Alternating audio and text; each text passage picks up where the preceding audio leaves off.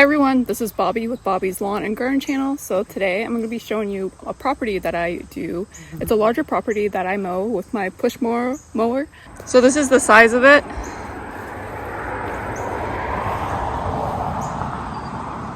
As you can see, it's quite large. There's also a front here as well. I already mowed it. But yeah, overall it's a big property. I usually don't take this size of property for my scale of business just because I don't have a ride-on mower that I personally own right now.